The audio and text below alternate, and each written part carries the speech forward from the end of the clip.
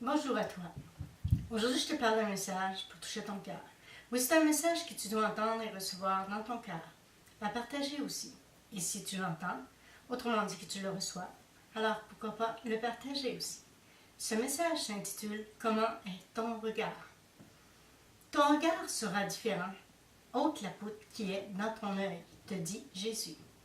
Il est possible de regarder la vie, les amis, les gens que l'on côtoie en général, chaque jour de notre vie avec un regard d'amour ou de haine.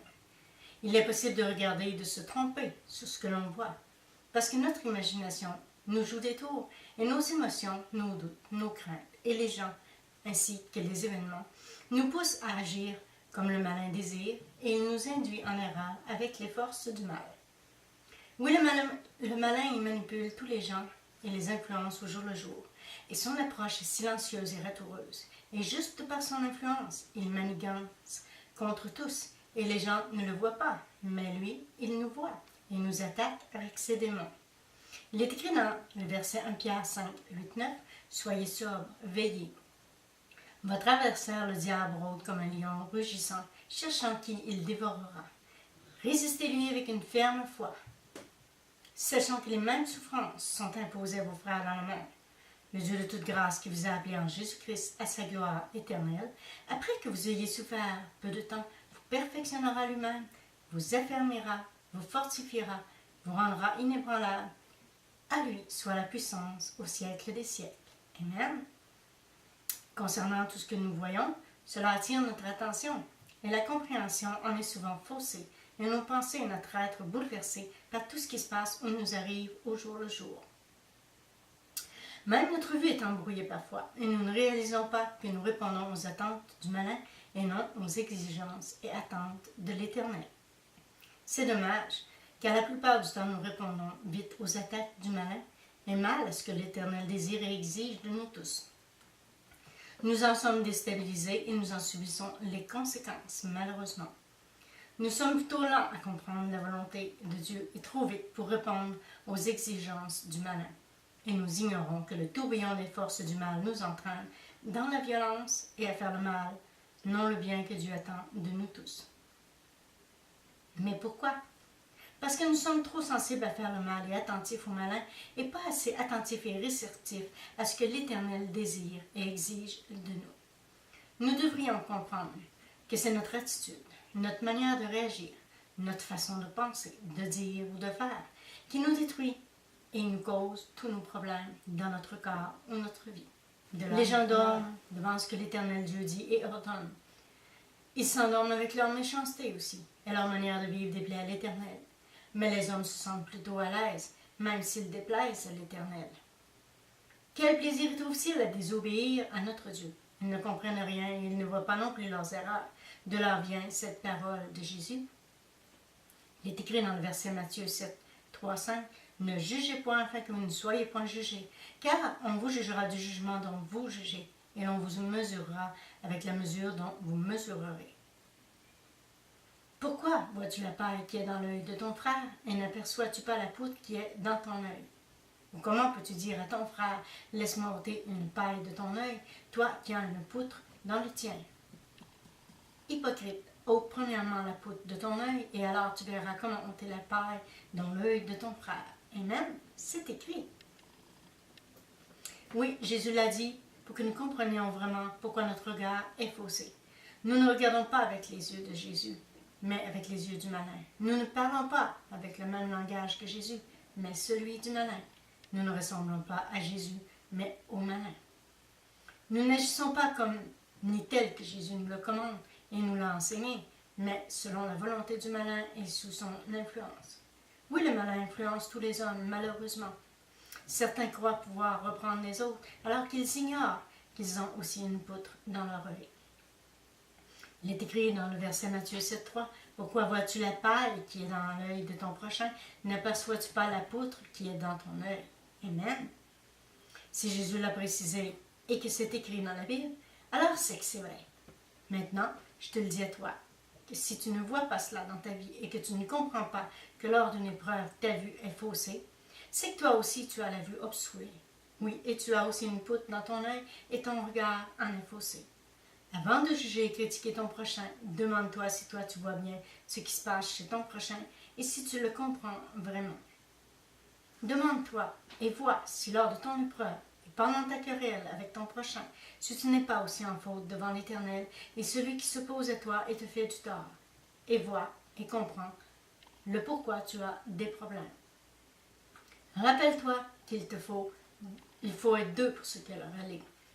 Demande-toi aussi lorsque tu es en épreuve, si tes pensées sont honorables devant Dieu, ou si tu n'es pas pris en flagrant délit de penser du mal envers ton prochain et de dire ou faire aussi du mal.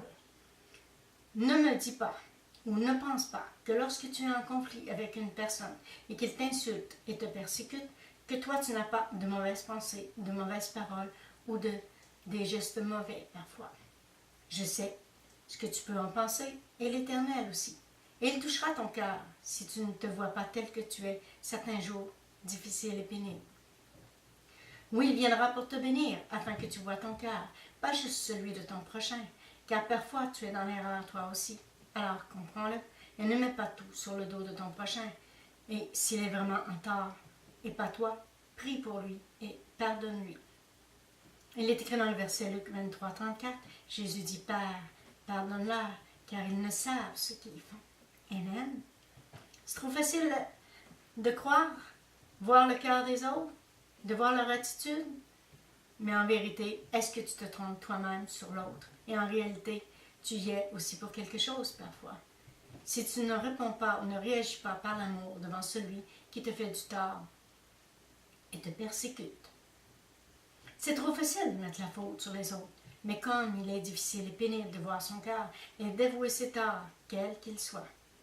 Oui, comme il est difficile de s'excuser ou même de pardonner si l'autre te fait du tort.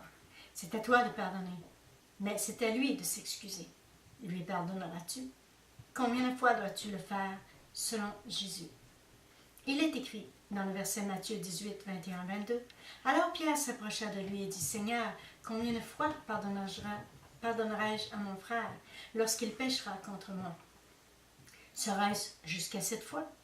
Jésus lui dit, je ne te dis pas jusqu'à 7 fois, mais jusqu'à 70 fois, 77 fois. À toi de savoir maintenant.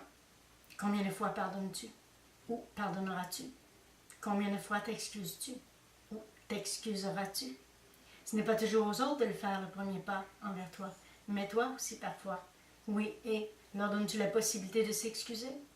Reçois-tu les excuses ou si tu acceptes juste leurs offenses? Regarde en toi-même et laisse les autres entre les mains de notre Dieu. Il est écrit dans le verset Galates 6, 7, ne vous y trompez pas, on ne se moque pas de Dieu. Ce qu'un homme aura semé, il le moissonnera aussi. Amen. Assure-toi que tu n'es pas dans l'erreur avant de culpabiliser les autres. Ne vois pas que ce que tu veux, que ce que les autres font ou disent, mais vois aussi ce que toi, tu dis ou fais et penses concernant les autres et leurs offenses. Il est écrit dans le verset Romains 12, 17, 9, ne rendez à personne mal pour le mal, recherchez ce qui est bien devant tous les hommes. S'il est possible, autant que cela dépend de vous, soyez en paix avec tous les hommes. Ne vous vengez point, vous-même, bien-aimés, mais laissez agir la colère, car il est écrit « À moi la vengeance, à moi la rétribution, dit le Seigneur. » Amen. Peux-tu dire cela? Peux-tu demander à Jésus de t'éclairer concernant ce que tu fais ou dis? Et le laisses-tu te montrer comment réagir et parler devant ton prochain? Utilises-tu la prière pour recevoir l'aide de Jésus ou la parole qui peut te classer parmi les méchants? Écoute, ce n'est pas un jugement, mais un message que Dieu veut que tu reçoives pour ton bien. Concernant ton attitude envers les autres, je parle de tous ceux qui t'entourent au jour le jour. Écoute, tu te condamnes toi-même parfois, en regardant les autres avec le mauvais regard ou en disant toi aussi du mal sous l'influence du malin.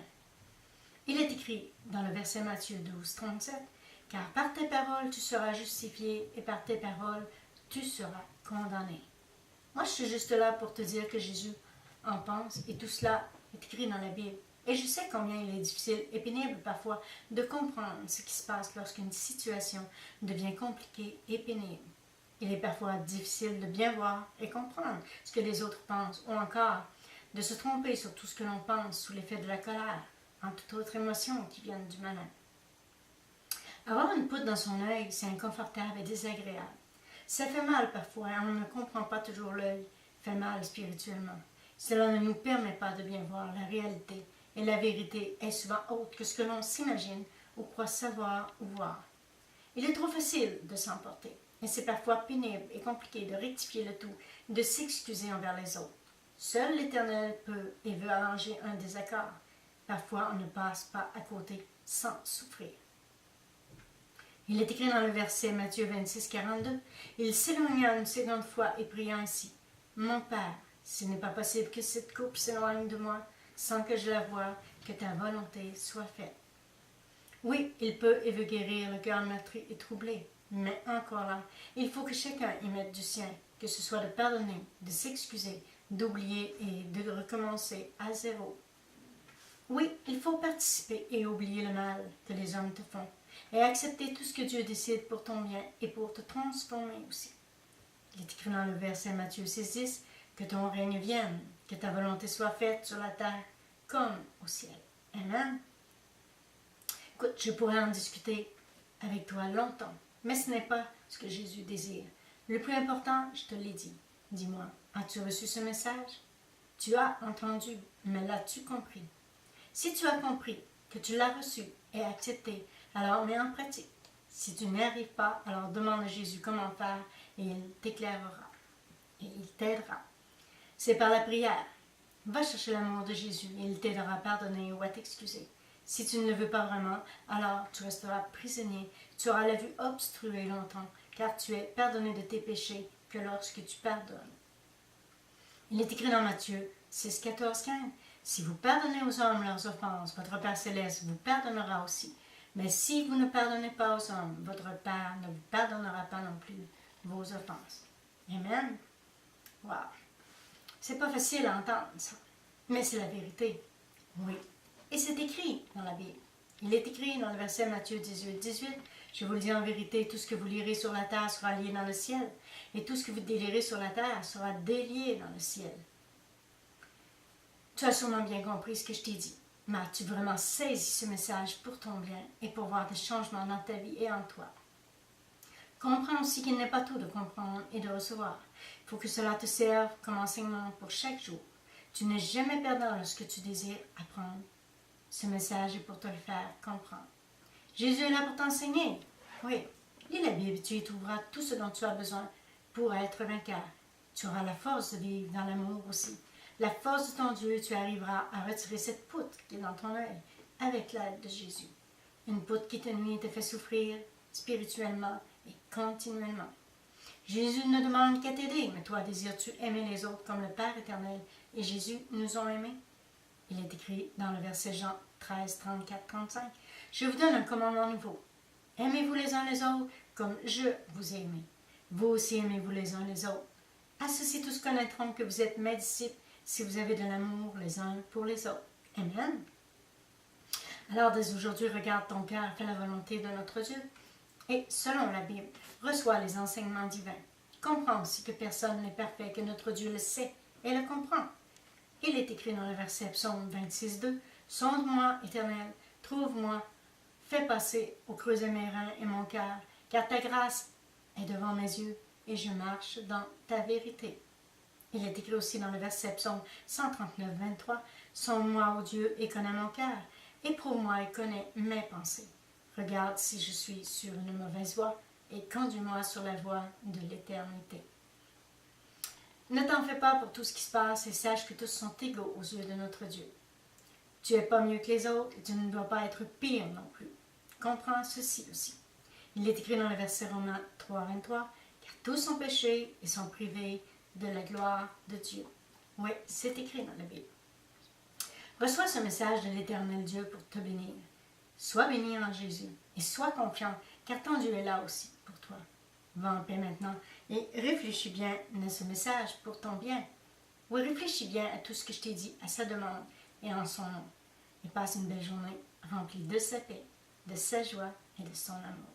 Amen.